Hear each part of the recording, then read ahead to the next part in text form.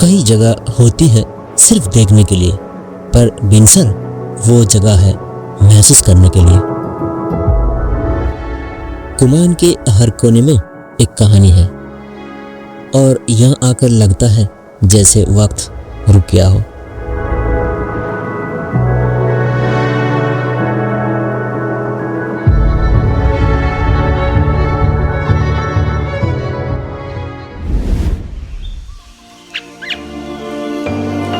ये है वो जगह जहाँ प्रकृति की खामोशी भी एक कहानी सुनाती है। पाइन के घने जंगल जहाँ धूप भी छाकर आती है, हवा में एक ठंडक है, जैसे प्रकृति खुद कुछ कह रही हो।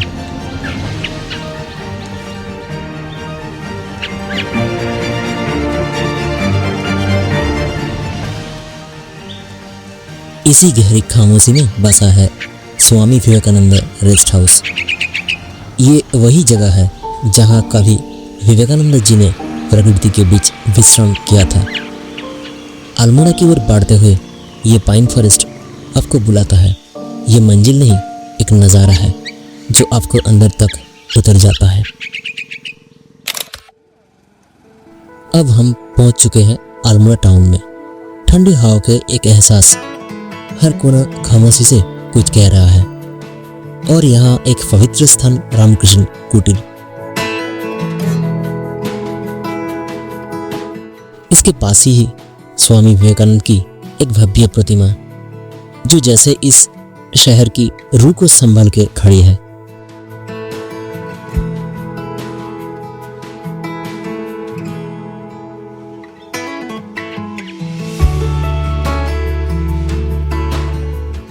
ये जगह सिर्फ एक शहर नहीं, एक महसूस करने वाली तस्वीर है।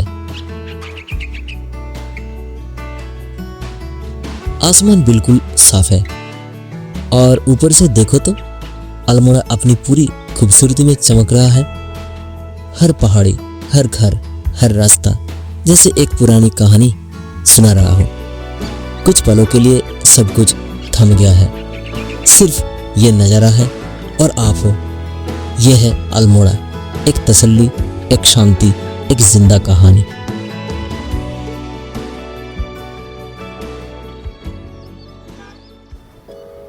हम पहुंच चुके हैं शारदा मठ, अल्मोड़ा के पवित्र और शांत कोना में। ये कसर देवी टेम्पल से सिर्फ 200 मीटर की दूरी पर है। यहाँ की हवा में है एक अलग ही ठंडक। लंबे लंबे देवदार के पेड़, लाल रोडोडेंड्रन के फूल और सामने फैला हुआ है अल्मोड़ा टाउन का वादियों से घिरा नज़ारा, जैसे किसी कल्पना के दृश्य हो। ये स्थल बंगाली लोगों के लिए एक विशेष आस्था की केंद्र है और मन को छू जाने वाला सुकून। शारदा मठ जहाँ प्रकृति और अध्यात्म का मिलन होता है। पहाड़ों की ठंडी हवा और हर तरफ फैला हुआ एक अलौकिक शांति का एहसास। ये जगह सिर्फ देखी नहीं जाती, महसूस की जाती है। हिमालय की ऊंचाइयों में एक ऐसी स्थान है जहाँ सिर्फ नज़ारा नहीं, ऊर्जा भी महसूस होती है। पहाड़ी चोटी पर स्थित कसर देवी मंदिर, 2nd सेंचुरी का ये मंदिर इतिहास का एक जीवंत गवाह है। ये जगह पाइन के पेड़ों से घिरी हुई और उन पेड़ों के बीच छुपा हुआ है एक आध्यात्मिक संसार। ऊपर आसमान, नीचे पहाड़ और बीच में यह पवित्र स्थान कसर देवी मंदिर, एक ऐसी जगह जहाँ सिर्फ देखने से नहीं, महसूस करने से समझ आता है इसका जादू। ये वही जगह है जहाँ स्वामी विवेकानंद ने ध्यान लगाया था। कहा जाता है कि यहाँ का मैग्नेटिक फील्ड नासा के साइंटिस्ट को भी हैरान कर गया था। पूरी विश्व में सिर्फ कुछ ही जगह पर ये एनर्जी फील होती है और उनमें से एक है ये पवित्र स्थल कसर देवी।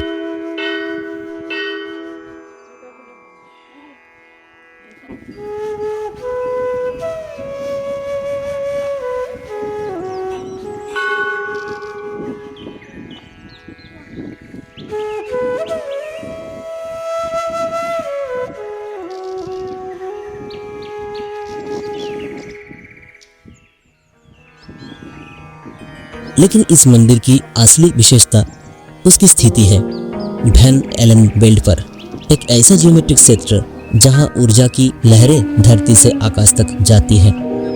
वही ऊर्जा जो स्टोनहेंज और माचू पिच्चू में भी महसूस की गई है। इसी शक्ति के आकर्षण से यहाँ आते हैं शांत, तपस्वी और ज्ञान के साथी। यहाँ का हर पल, हर सांस कुछ अलग कहता है। ये केवल एक मंदिर नहीं, ये एक द्वार है आत्मा के जागरण का। यहाँ 2 मंदिर है, एक देवी का जो शक्ति का प्रतीक है और दूसरा शिवा का जो शांति का सार है। एक तरफ ऊर्जा, दूसरी तरफ अंतर्मन का गहराइया, और इन दोनों के बीच एक सुकून भरी खामोशी।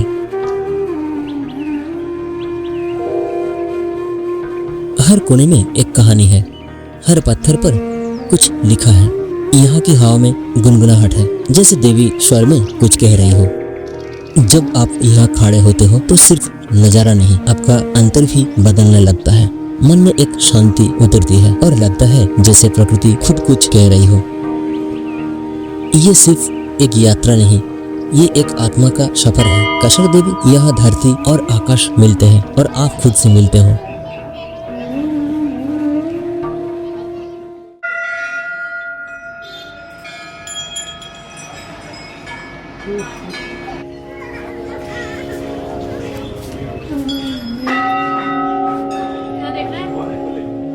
कुमायून की पहाड़ियों में एक जगह है जहाँ सिर्फ आस्था नहीं, इंसाफ भी मिलता है। ये कहानी है गोलू देवता की, न्याय के देवता की। धुंधली सुबह के अंधेरे में जब घंटी बजती है तो ऐसा लगता है जैसे खुद देवता जाग गया हो। अल्मोड़ा के पास चिताई मंदिर में हर एक चिट्ठी, हर एक प्रार्थना एक आवाज है इंसाफ की। यहाँ ना मूर्तियों पे चढ़ावा चढ़ा जाता है, ना बड़ा प्रसाद। यहाँ चढ़ाए जाते हैं कागज के टुकड़े, लाखों अर्जियां, जिनमें लिखा होता है हर एक भक्त का दर्द, हर एक इंसान की फरमाइश।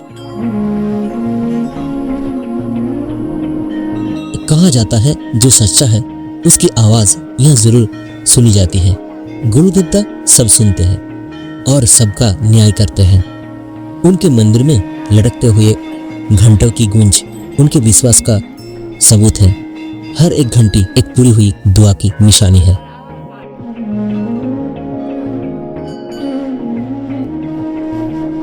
कुमायूनी लोक कथा के मुताबिक गोलू देवता चांद डायनेस्टी के एक वीर राजा थे, न्याय के लिए अपना बलिदान देने वाले, और फिर देवता बन के हर उस इंसान के साथ खड़े हुए जिसे दुनिया ने अनदेखा किया।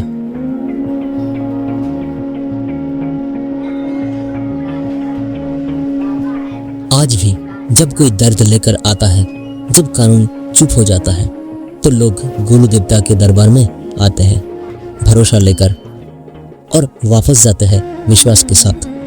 ये मंदिर सिर्फ पत्थर नहीं, ये एक आखिरी उम्मीद है, एक आखिरी पुकार।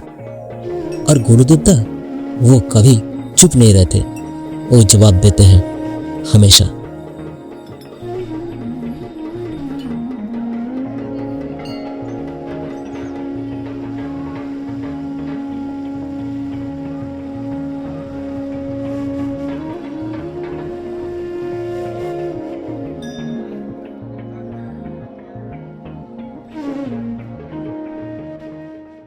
उसने बस बोलते तो ठीक है, उसका डिलीवरी का टाइम आता है तो जो 6 रानियां होती हैं वो 6 रानियां क्या होती हैं, वो उससे जलन हो जाता है।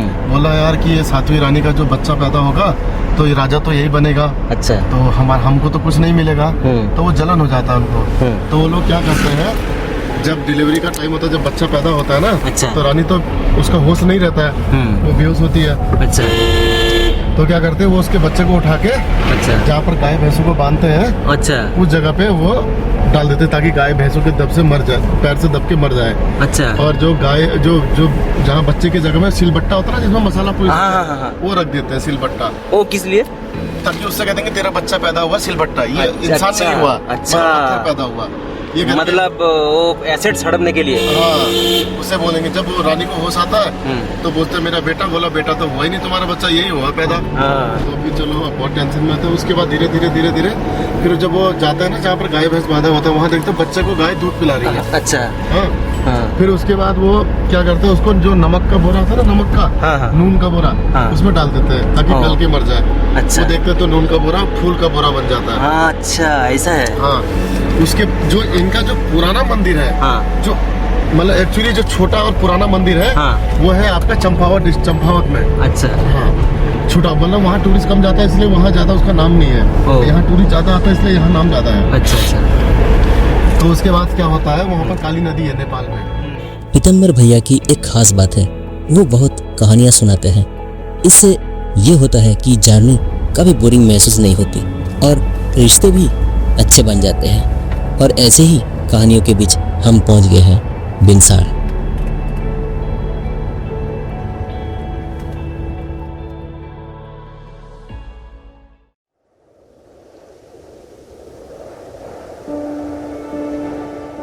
जब हम बिनसर पहुंचते हैं तो ऐसा लगता है जैसे प्रकृति खुद हमें अपने बाहों में ले रही हो।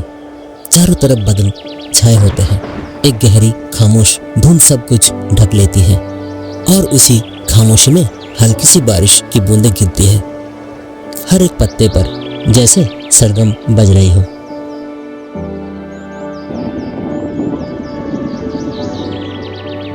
इस रूहानी मौसम के बीच हम निकल पड़ते हैं बिनसर के नेचर को महसूस करने के लिए।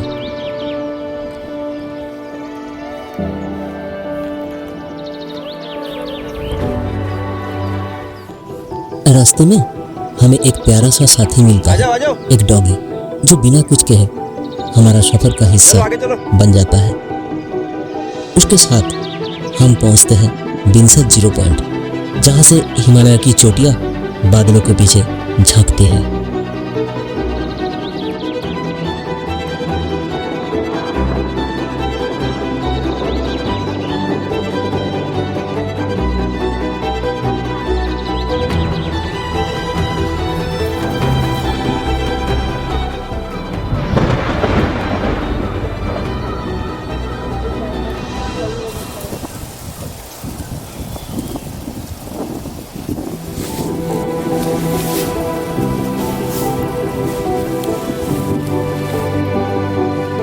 और फिर हम गुजरते हैं उन रोडोडेंड्रन के जंगलों से जहाँ हर पेड़ हर राह किसी कहानी का हिस्सा लगती है।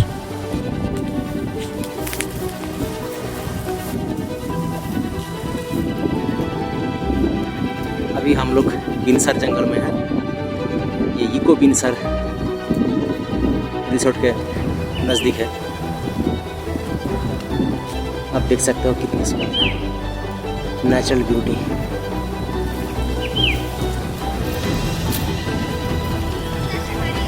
जब हम गहरे जंगल के रास्ते से गुजर रहे थे, अचानक सामने आता है एक छोटा सा शांत शिवा मंदिर। रोडोडेंड्रन के लाल गुलाबी फूलों ने जैसे पूरी जंगल को रंग दिया हो, जैसे प्रकृति ने खुद एक मेला सजा दिया हो। ऊपर आसमान में काले बादलों का राज है और जमीन पर तेज हवा की चीख। जंगल के अंदर एक अजीब सी सन्नाटा है, जैसे खुद प्रकृति रुकने को कह रही हो। वहाँ कुछ सुनहरे पल बिताकर जब हम रुकते हैं तो एक जादू होता है। आसमान साफ हो जाता है और सूरज अपने शाम के रंगों में पूरी आसमान को रंग देता है। वही शाम हमारे लिए एक याद बन जाती है, बिनसर की एक खुशबू की तरह, दिल में रह जाने वाली याद।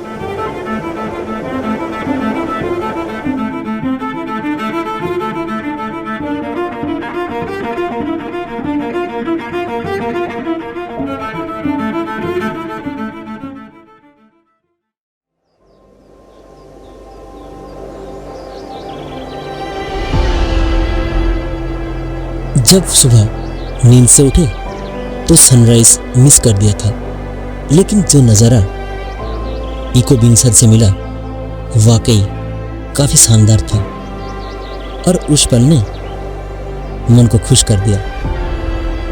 अगर आप बिनसर आना चाहते हो तो तैयार हो जाएं खुद को इस सीरीन नेचर में खोजने के लिए।